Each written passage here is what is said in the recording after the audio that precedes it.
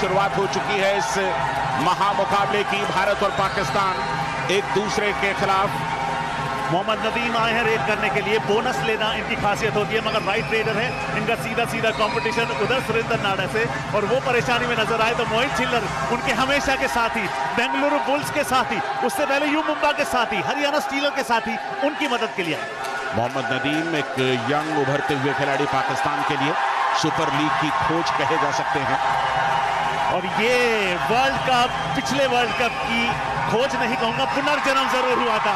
सबसे लंबे हाथ अजय ठाकुर, हर डिफेंडर एक ही बार। मुदस्सर अली बाहर गए, पहला पॉइंट, टच पॉइंट लिया, और इसके साथ ही ये अजय ने खाता खोला, मुदस्सर को बाहर किया, और लेफ्ट कॉर्नर को नहीं, लेफ्ट इन को टारगेट करके एक पॉइंट वहां पर उन्होंने कमा लिया।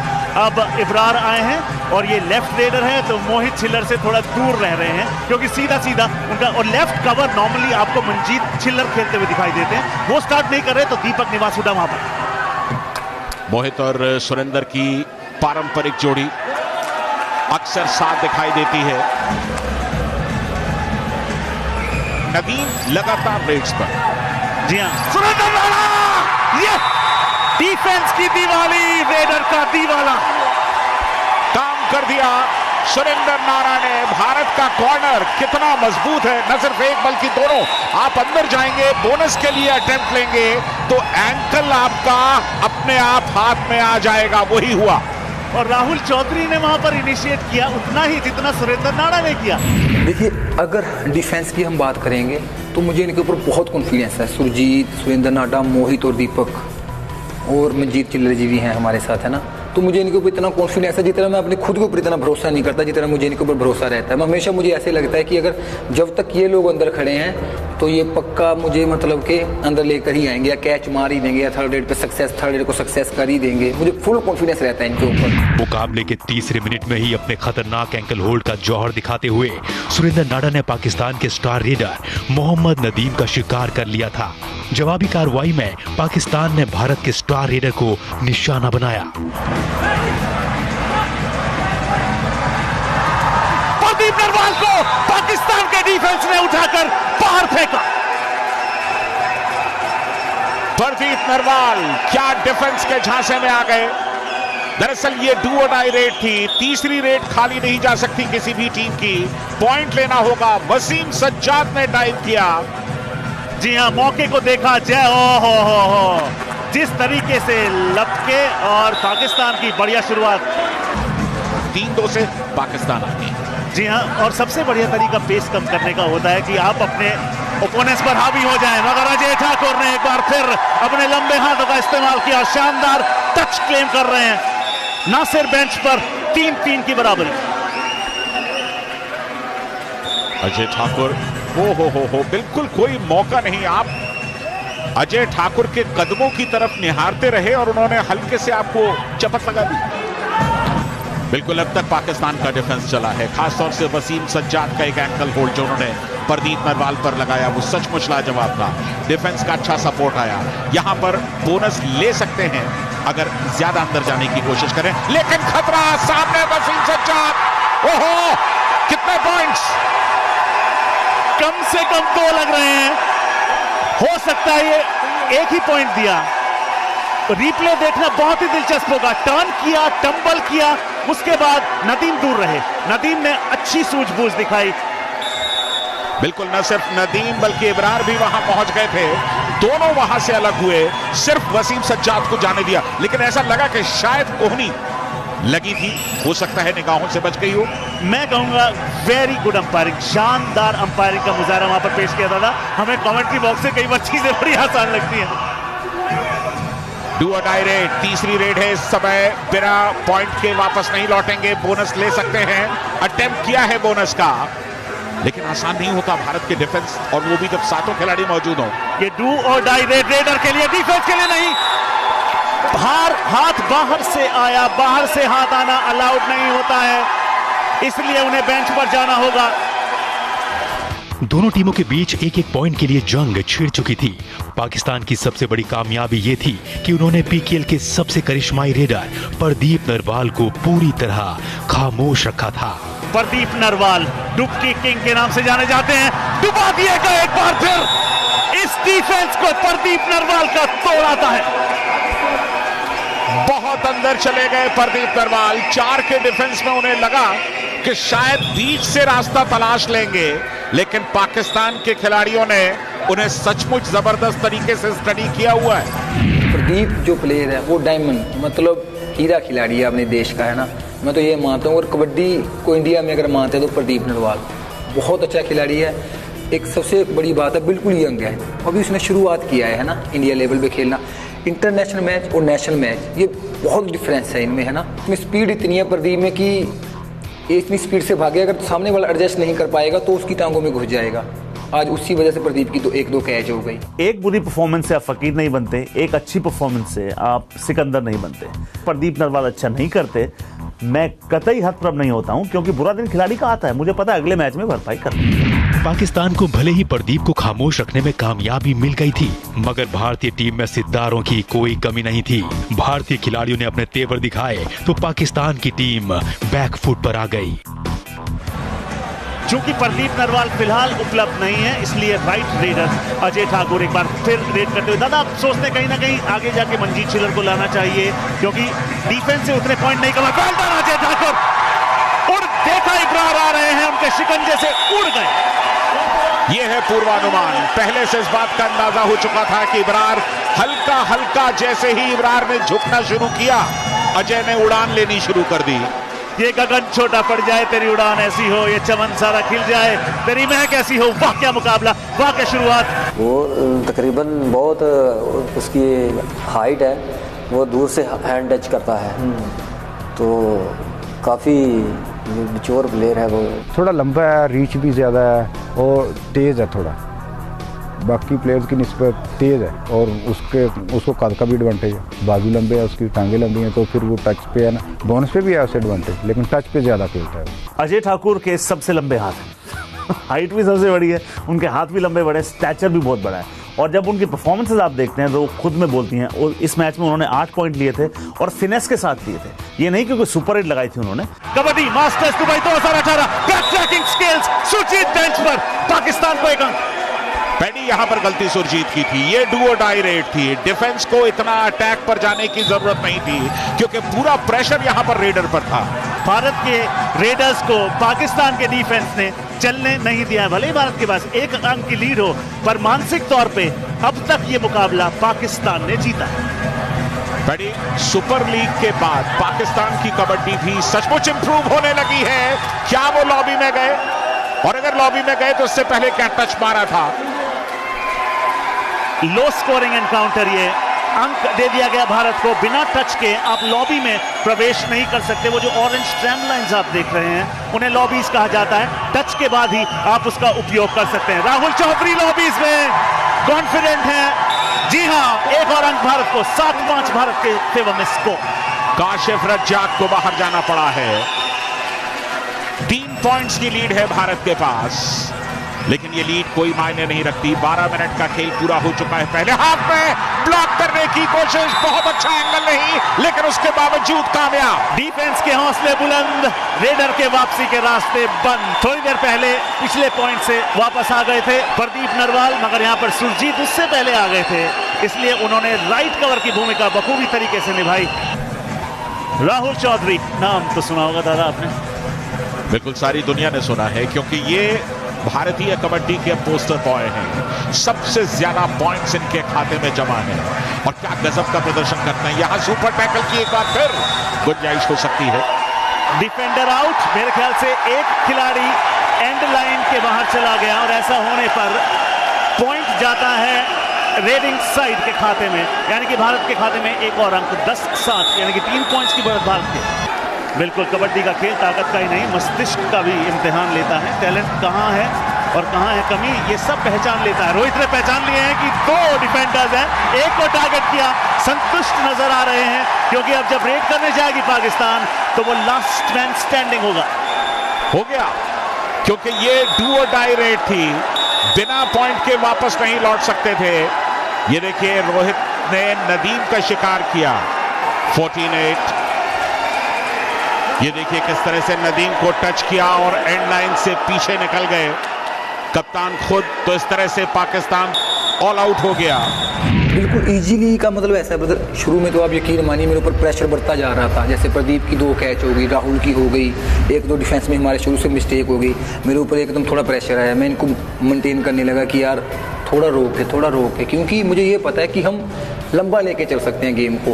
हमारी टीम की स्ट्रेंथ ऐसी है, हमारा जो बेंच स्ट्रेंथ है वो भी बहुत अच्छा है, जो हमारा स्टैंड बाई है वो जो अंदर फर्स्ट 7 है उनसे भी अच्छा है। तो मैं ये चाहता हूँ कि हम जल्दबाजी ना करें, हम किसी भी टाइम मैच को लेके आ सकते हैं वापसी, हमारे पास इतनी स्ट्रेंथ है हमारे पास। तो मैं इनको यही बोल रहा कि प्लीज़ जल्दबाजी मत कीजिए, प्लीज़ जल्दबाजी मत कीजिए। इस ऑल आउट ने पाकिस्तान को जड़ से हिलाकर रख दिया था। विपक्षी टीम बैकफुट पर आ गई थी। फर्स्ट हाफ खत्म होने में 5 मिनट से भी कम का वक्त बचा था और अजय ठाकुर की सेना पूरे फॉर्म में थी। पाकिस्तान का डिफेंस भी खासतौर से शुरुआती मिनट्स में बहुत जबरदस्त तरीके से चला और ये देखिए ये है झुंड का शिकार। हुजूर जाइए, बेंच पर आराम फरमाइए, ऐसा कहना है भारतीय डिफेंस का। कैसर अब्बास रेड पर थे, निकलने की कोशिश की लेकिन एस्केप कहां से करेंगे। 7 डिफेंस। यह सबसे बड़ा संकेत होता है जब आपका कॉर्नर डिफेंडर अटेम्प्ट लेता है तो आपके कवर्स के लिए न्योता होता है आइए। और उस समय अच्छा किया कोई नहीं आया, क्योंकि वो पॉइंट्स गिफ्ट हो जाते। नासिर ने अटेम्प्ट किया था मगर मिड लाइन के बहुत ही करीब थे रेडर। बड़ी नासिर ने आज 2 रिव्यू लिए हैं, दोनों में कामयाब हुए हैं, लेकिन उन्हें यह समझना चाहिए था कि रोहित उन्हें टेम्प्ट कर रहे थे जानबूझ करके और वो उनके ट्रैप में आ गए। इब्रार इस समय रेड पर, इब्रार और नदीम खासतौर से दोनों रेडर्स ने पाकिस्तान के लिए जिम्मेदारी संभाली हुई है। और दादा अगला जो मुकाबला होने वाला है वो आपके फेवरेट खिलाड़ी ताइदियो का है। क्या बात सुरेंद्र नाड़ा, ये हाथ नहीं ये फंदा है। दुबई के लोगों के लिए कबड्डी की ये क्या जबरदस्त सौगात है। सुरेंद्र नाड़ा थाइस पर गए, आमतौर पर एंकल लेते हैं, थाइस लेने का मौका मिला। प्रेशर है दादा, प्रेशर तो है, लेकिन वसीम सज्जाद को भारत में खेलने का तजुर्बा भी, और अब भारत का वो बिल्कुल उंगलियां लाइन तक पहुंची लेकिन क्रॉस नहीं कर पाए। और जो टीम बढ़िया डिफेंस करती है वो इस बात का ख्याल रखती है कि जब आप झुंड में अटैक करते हैं तो कहीं से सांप की तरह कहीं से हाथ निकल कर ना आ जाए। आया जरूर था मगर उसे समय रहते वापस खींच लिया। यहां सुपर टैकल की गुंजाइश भी, ऑल आउट का खतरा भी। एक अंक पक्का और इसलिए एक ही अंक से संतुष्ट करना पड़ेगा। मगर नॉक क्या नॉक एक और दस्तक दे रहा ऑल आउट। बिल्कुल एक और दस्तक। ये तो मुझे लगता है कि तश्तरी में परोसा हुआ ये पॉइंट है। ऑल आउट के नजदीक पाकिस्तान तीसरी बार ऑल आउट हो सकता है। वक्त खत्म हो चुका है लेकिन ये रेड पूरी की जाएगी और ये लग तो यही रहा है कि अजय ठाकुर ने एक बार फिर भारत के लिए वो कर दिया। एक ही अंक मिला है। एक बार तो मुझे लगा था शायद दूसरा ऑल आउट भी हो जाए और स्मार्ट वहां पर डिसीजन था दूसरे डिफेंडर का कि पास आए मगर फिर भी दूर रहे। 13 पॉइंट की लीड पहले हाफ में। फर्स्ट हाफ खत्म हुआ तो भारत के पास 13 पॉइंट की लीड थी और तो और पाकिस्तान के कोर्ट में सिर्फ एक खिलाड़ी बचा था। मतलब ये कि सेकंड हाफ की शुरुआत में ही पाकिस्तान पर एक और ऑल आउट का पहाड़ टूटने जा रहा था। तो क्या पाकिस्तान उस दूसरे ऑल आउट को रोककर भारत पर पलटवार कर पाया? सेकंड हाफ का पूरा रोमांच एक छोटे से ब्रेक के बाद।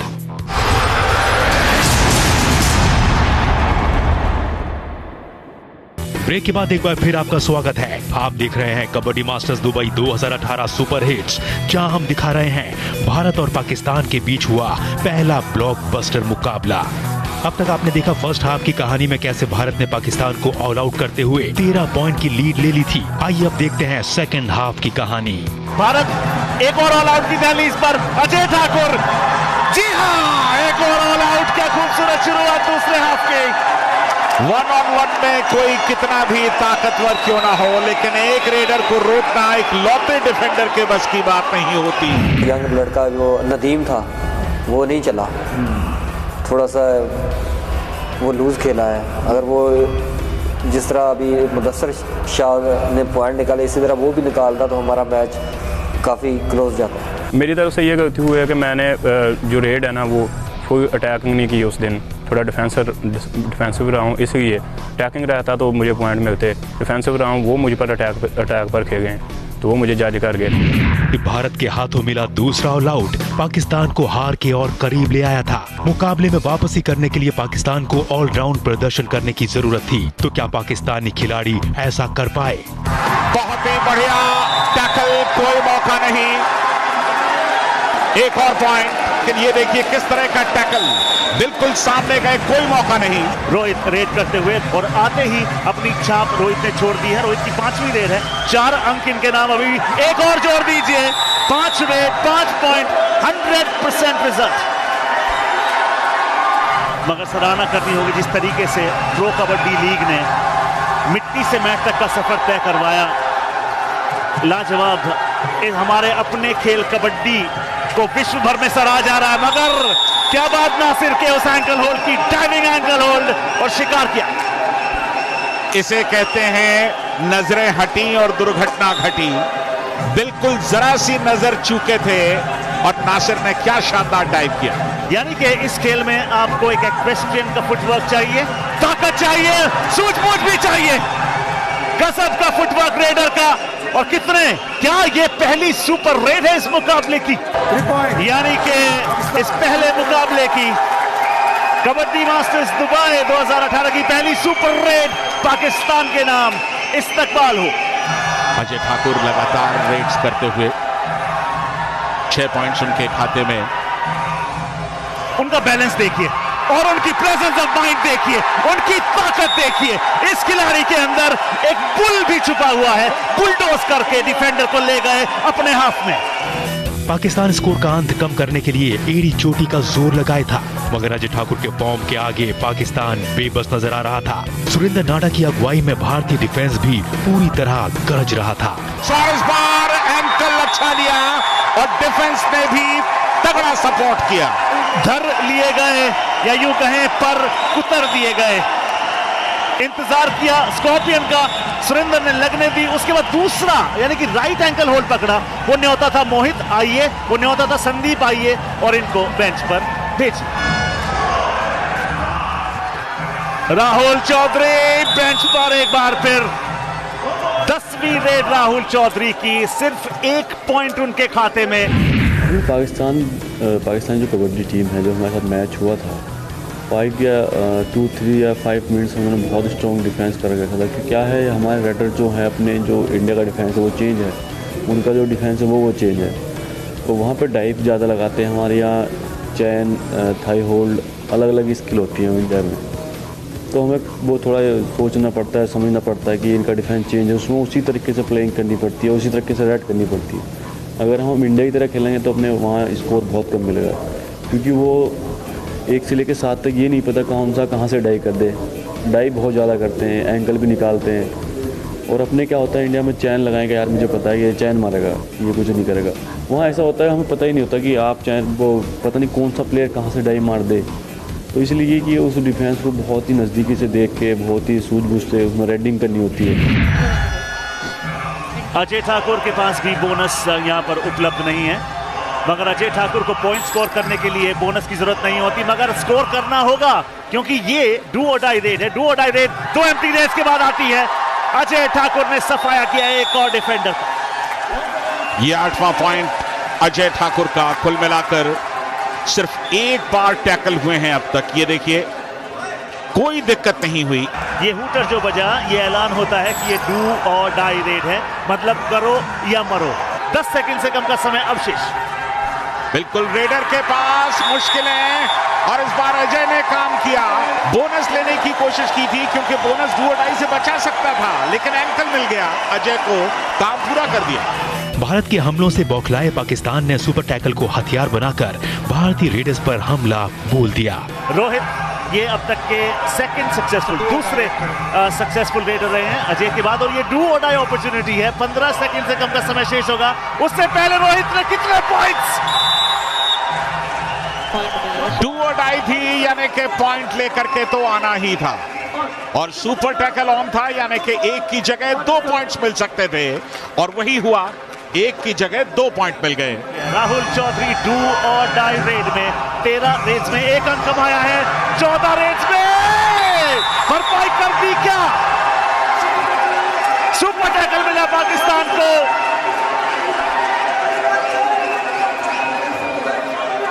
एक और सुपर टैकल यहां पाकिस्तान का। बढ़िया एस्केप का प्रयास था, लेकिन डिफेंस का सपोर्ट और सबसे बड़ी चीज की पूरी ताकत के साथ यहां पर राहुल को रोकने की कोशिश की गई। आखिरी मिनटों में पाकिस्तान की ये कोशिशें मुकाबले का नतीजा बदलने के लिए काफी नहीं थी। अपने शानदार प्रदर्शन की बदौलत भारत ने इस मैच में पाकिस्तान को करारी शिकस्त दी और ये मुकाबला यहीं समाप्त होगा। आखिरी रेड इस मुकाबले की, आबिद हुसैन उस रेड पर भी धर लिए गए। सुरेंद्र नाडा इस तरह से बैठे जैसे सोफे पर बैठ रहे हों, और इसके साथ ही भारत ने पहले ही मुकाबले में जबरदस्त आगाज किया। पाकिस्तान को एक तरफा मुकाबले में